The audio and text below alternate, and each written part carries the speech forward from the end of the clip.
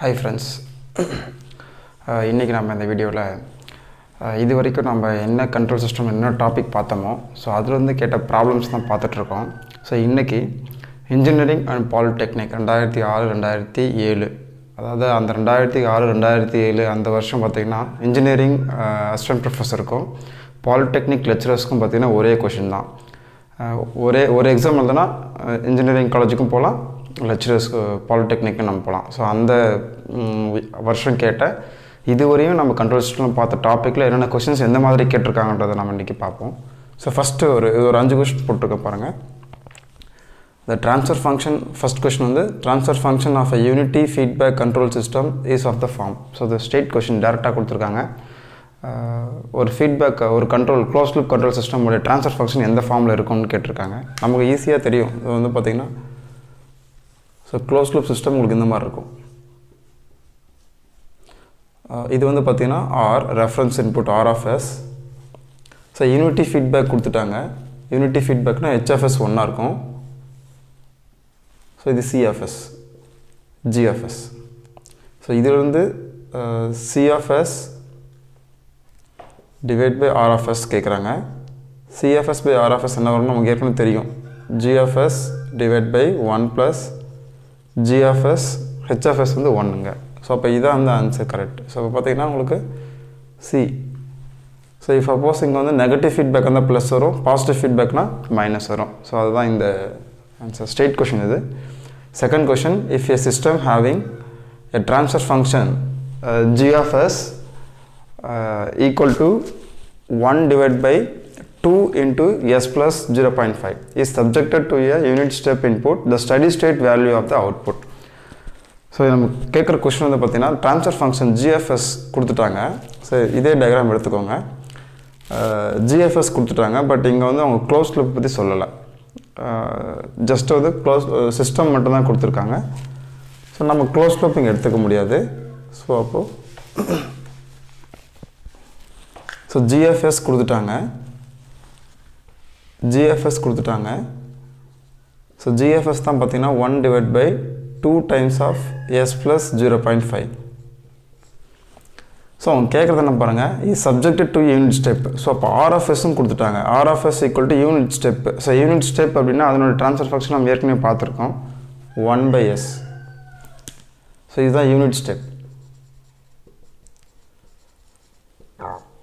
The steady state value of the output. Steady state value அப்படின்னு பார்த்தீங்கன்னா C of infinity கேட்குறாங்க. So அதாவது C of t at t equal to infinity. C of t at t tends to infinity. So அதுதான் நம்ம என்ன சொல்கிறோன்னா C of infinity கேட்குறாங்க. So question first understand பண்ணிக்கோங்க. ட்ரான்ஸ்ஃபர் ஃபங்க்ஷன் கொடுத்துட்டாங்க, ஜிஎஃப்எஸ் கொடுத்துட்டாங்க. இது க்ளோஸ் லூப் கிடையாது, ஜஸ்ட் சிஸ்டம் தான் கொடுத்துருக்காங்க. யூனிட் ஸ்டெப் வந்து இன்புட் கொடுக்குறாங்க. So 1 by S, R of S 1 by S. The steady state value of the output ஃபைனலாக கிடைக்கக்கூடிய C of infinity at T equal to இன்ஃபினிட்டியில் சி ஆஃப் டி வேல்யூ என்னன்னு கேட்குறாங்க. So இப்போது நமக்கு தெரியும் c of t limit t tends to infinity, c of t நமக்கு வேணும். ஸோ இதை நம்ம வந்து by using final value theorem apply பண்ணி நம்ம கண்டுபிடிக்கலாம். So limit s tends to 0 s into cfs. So இது வந்து பார்த்தீங்கன்னா ஃபைனல் வேல்யூ தியரம். ஸோ ஃபைனலாக சி ஆஃப் டி ஃபைனலாக என்ன வேல்யூ கொடுக்குது, ஃபைனல் வேல்யூ தியரம். இது நம்ம லாப்லாஸ் ட்ரான்ஸ்ஃபார்ம் பார்க்கும்போது கிளியராக பார்ப்போம். ஜஸ்ட் இப்போதைக்கு ஃபார்மில் ஞாபகம் வச்சுக்கோங்க. So limit t tends to infinity c of t equal to limit s tends to 0 s into cfs. So அப்போ நமக்கு cfs நம்ம கண்டுபிடிக்கணும். Limit s tends to 0 s into நமக்கு தெரியும் cfs equal to g of s into r of s. So இது நம்ம ஏற்கனவே block diagram reduction மெத்தடில் இல்லை ட்ரான்ஸ்ஃபர் ஃபங்க்ஷனில் நம்ம இந்த இது பார்த்துருக்கோம். ஸோ இப்போ ஜிஎஃப்எஸ், ஸோ ஜிஎஃப்எஸ் இப்போ கொடுத்துட்டாங்க. ஸோ ஜிஎஃப்எஸ் உடைய வேல்யூ என்ன, so the GFS 1 divide by 2 times of s plus 0.5. So இதுதான் பார்த்தீங்கன்னா ஜிஎஃப்எஸ் இன்ட்டு ஆர்எஃப்எஸ். ஆர்எஃப்எஸ் வந்து பார்த்தீங்கன்னா 1 பை எஸ். எஸ் கேன்சல் ஆகிடும். Limit s tends to 0, 1 divided by 2 times of s plus 0.5 மட்டும் தான் இருக்கும். லிமிட் s அப்ளை பண்ணுங்க, 0 apply பண்ணுங்க. 2 times of 0 plus 0.5 equal to 1 divided by 2 times of 0.5 which is equal to 1 by 1. So final answer வந்து பார்த்தீங்கன்னா 1. So option A. So இதுதான் வந்து steady state value of the output. ஃபைனலாக வந்து t equal to infiniteல நம்மளோட c of t value வந்து 1ல இருக்கும். Next for a system with transfer function கொடுத்துட்டாங்க. செகண்ட் ஆர்டர் சிஸ்டம் இது 25 divided by s square plus 6s plus 25. The value of damping factor is. So இங்கே வந்து damping ratio கேட்குறாங்க. So அதாவது zeta value கேட்குறாங்க. So first நீங்கள் standard form எழுதிக்கோங்க. Second order சிஸ்டமோட ஸ்டாண்டர்ட் ஃபார்ம் என்ன வரும்னு பார்த்தீங்கன்னா omega n square divide by, so transfer function equal to omega n square divide by s square plus 2 zeta omega ns plus omega n square. So இதை நீங்கள் கொடுத்துருக்க transfer function கூட compare பண்ணுங்கள். கொடுத்துருக்க transfer function 25 divide by s square plus 6s plus 25. So இதிலிருந்து omega n square equal to 25, omega n equal to 5. Natural frequency கண்டுபிடிச்சிட்டோம். அவங்க கேட்குறது டேம்பிங் ஃபேக்டர். ஸோ ஜீட்டா கேட்குறாங்க. ஸோ திரும்பவும் கம்பேர் பண்ணும்போது 2 zeta omega n equal to 6. So இது ரெண்டுத்தையும் compare பண்ணுங்கள். 2 zeta omega n equal to 6. So இதிலிருந்து zeta equal to 6 divided by 2 times of omega n. 6 divided by 2 times of omega n நமக்கு தெரியும் 5, which is equal to 6 divided by 10 equal to 0.6. So answer A, option A correct. So அடுத்தது fourth problem பாருங்கள். On 2% basis the settling time of second order system is. So mostly இது எல்லாமே பார்த்தீங்கன்னா time domain analysis தான் கேட்டிருக்காங்க. இதோட time domain analysis. So இதெல்லாம் basic. So fourth question பாருங்கள். On 2% basis the settling time of second order system is. So settling டைமுக்கான formula நமக்கு தெரியும். 2%னா செட்டிலிங் டைமோட ஃபார்முலானா ஏற்கனவே நம்ம நடத்தியிருக்கோம். ஏற்கனவே நம்ம ப்ரீவியஸ் வீடியோஸில் நம்ம பார்த்துருக்கோம். அதாவது டைம் டொமைன் ஸ்பெசிஃபிகேஷன் அப்படின்னு ஒரு வீடியோ இருக்கும். அதில் பார்த்திங்கன்னா நம்ம செட்டிலிங் டைம் பற்றி பார்த்துருக்கோம். 2% எரர்னா என்ன, 5% எரர்னா என்னன்னு சொல்லிட்டு நம்ம பார்த்துருக்கோம். அதுக்கான ரெஸ்பெக்டிவ் செட்டிலிங் டைம் ஃபார்முலாம் நம்ம பார்த்துருக்கோம். ஸோ 2%னா 4 divide by zeta omega n. So இதுதான் வந்து settling time for 2% error. So 2% எரர்னா ஃபைனலாக ஸ்டடி ஸ்டேட்டில் நம்ம கிடைக்கக்கூடிய வேல்யூவில் ஒரு 2% எரர் வந்துச்சுன்னா அதனோட செட்டிலிங் டைம் இதுதான். ஸோ அப்போது ஆனால் இந்த ஆன்சர் வந்து பார்த்திங்கன்னா உங்களுடைய ஆப்ஷனில் இல்லை. ஸோ டைம் கான்ஸ்டன்ட்டில் கொடுத்துருக்காங்க. நீங்கள் டைம் கான்ஸ்டன்ட் ஃபஸ்ட்டு கண்டுபிடிக்கணும். ஒரு சிஸ்டமோட டைம் கான்ஸ்டன்ட் எப்படி கண்டுபிடிக்கணும்னா ஜென்ரலாக நான் சொல்கிறேன். இது எஸ் பிளேன், இது வந்து எஸ் பிளேன். ஏற்கனவே நம்ம டாமினன்ட் போலை பற்றி நம்ம பார்த்துருக்கோம். ஸோ டைம் டொமைன் அனாலிசிஸில் நம்ம பார்த்துருக்கோம். ஸோ டாமினன்ட் போல் அப்படின்னா உங்களுடைய எஸ் பிளேனில் ரைட் சைடில் இருக்கக்கூடிய போல் தான் பார்த்திங்கன்னா டாமினன்ட் போல். அதாவது ரைட் சைடு, அதாவது ஃபைனலாக ரைட் சைடு என்ன இருக்கோ அதுதான் டாமினன்ட் போல். இப்போ பாருங்கள், ஒரு போல் இங்கே இருக்குது, இன்னொரு போல் இங்கே இருக்குது அப்படின்னா இதுதான் டாமினன்ட் போல். டாமினன்ட் போல். இதுவே உங்களுக்கு வந்து ஒரு காம்ப்ளெக்ஸ் போல் இருக்குது. இப்போ இது டாமினன்ட் போல் கிடையாது. இப்போ டாமினன்ட் போல் பார்த்தீங்கன்னா இதுதான் டாமினன்ட் போல். ஸோ இந்த காம்ப்ளெக்ஸ் போல் தான் டாமினன்ட் போல். ஸோ ரைட் சைடில் என்ன இருக்கோ அதுதான் dominant pole. So time constant என்ன சொல்லுதுன்னு பார்த்தீங்கன்னா time constant equal to -1 divide by real part of dominant pole.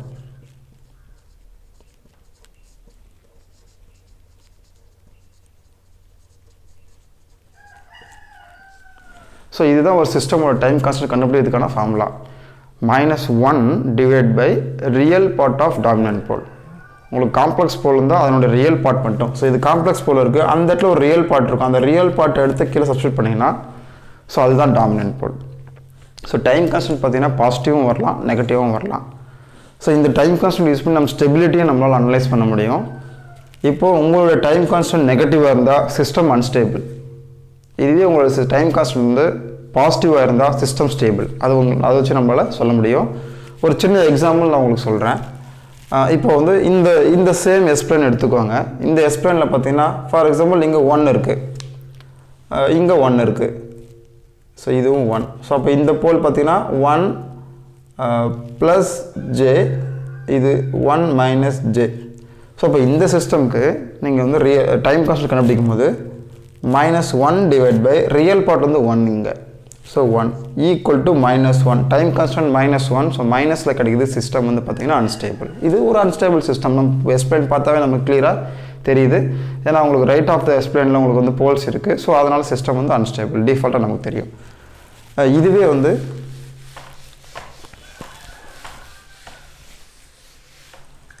உங்களுக்கு வந்து இந்த மாதிரி இருக்குது.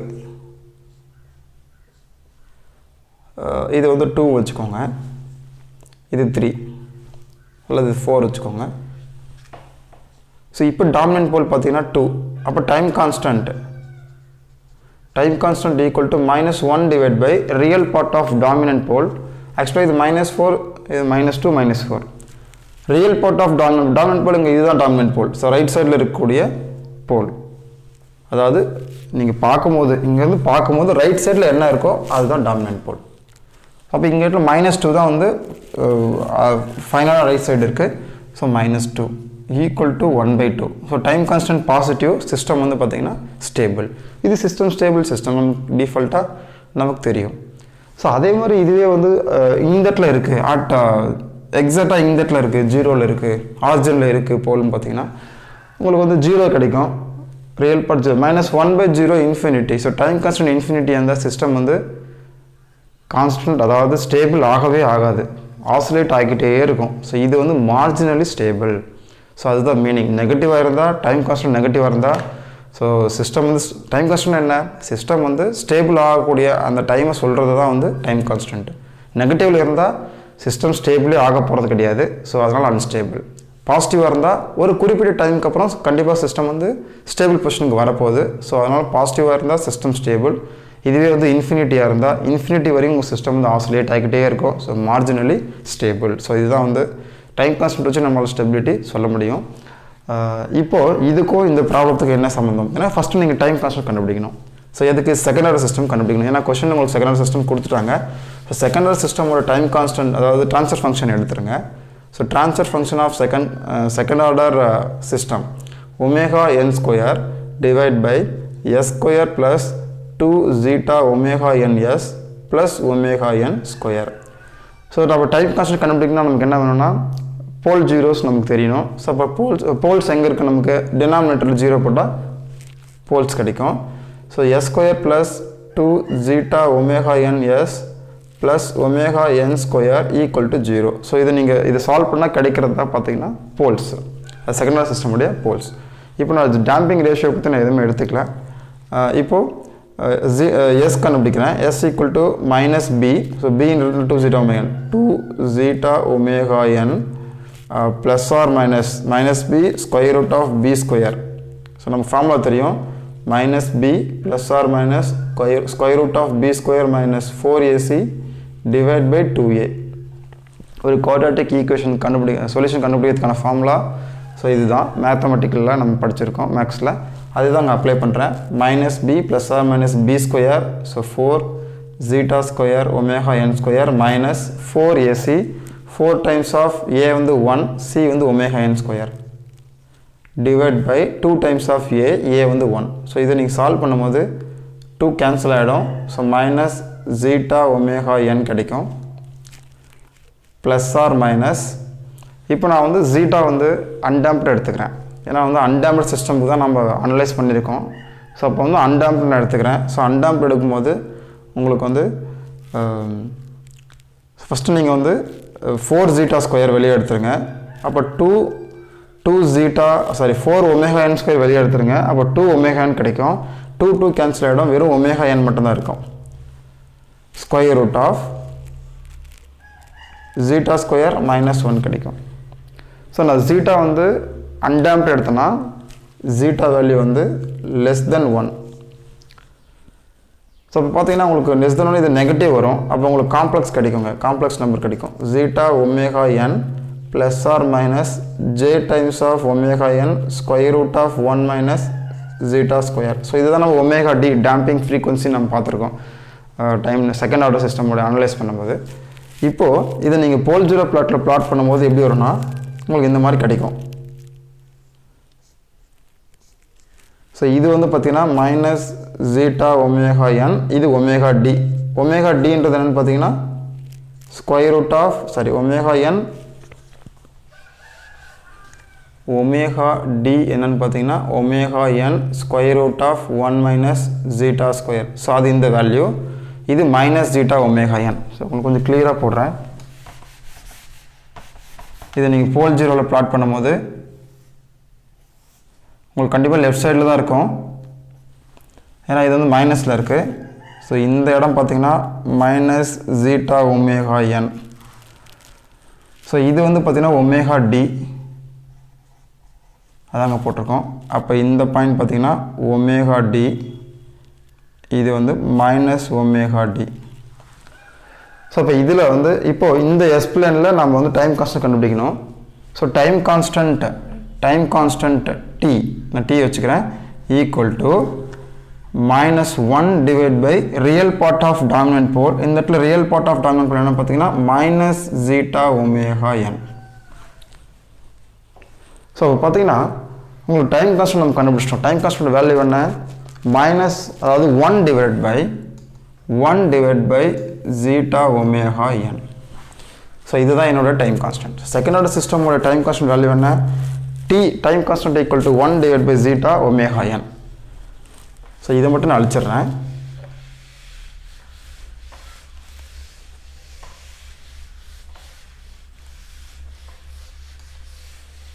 ஸோ செகண்ட் ஆர்டர் சிஸ்டமோட time constant T equal to 1 divide by zeta omega n. So கண்டுபிடிச்ச டைம் கான்ஸ்டன்ட் நம்ம என்ன கொஸ்டின் கேட்குறாங்க, the settling time of second order system is, settling time நமக்கு தெரியும் for 2% equal to 4 divided by zeta omega n for 2%. அப்போ time constant நமக்கு தெரியும் 1 divided by zeta omega time, அப்போ 4 times of time constant. So அப்போ option வந்து பார்த்தீங்கன்னா உங்களுக்கு சி ஆப்ஷன். ஸோ இதுதான் இந்த ப்ராப்ளத்துக்கான ஆன்சர். ஸோ இந்த மாதிரி நீங்கள் கிளியராக அண்டர்ஸ்டாண்ட் பண்ணிக்கணும். ஸோ இப்போ நீங்கள் படிக்கும் போதை விட கொஸ்டின்ஸ் சால்வ் பண்ணும்போது தான் உங்களுக்கு நிறைய கான்செப்ட்ஸ் வந்து மைண்டில் நிற்கும். அதே மாதிரி அந்த அப்ளை பண்ணக்கூடிய ஸ்கில் நமக்கு வரும். ஸோ அதனால் நீங்கள் கண்டென்ட்டை படிச்சுட்டு கொஸ்டின்ஸ் நிறையா நீங்கள் சால்வ் பண்ணி பாருங்கள், அந்த கான்செப்டை மனசில் பதியும். நெக்ஸ்ட் அடுத்த 5th கொஸ்டின் பாருங்கள். The steady state error is determined as the difference between reference input and a system output at.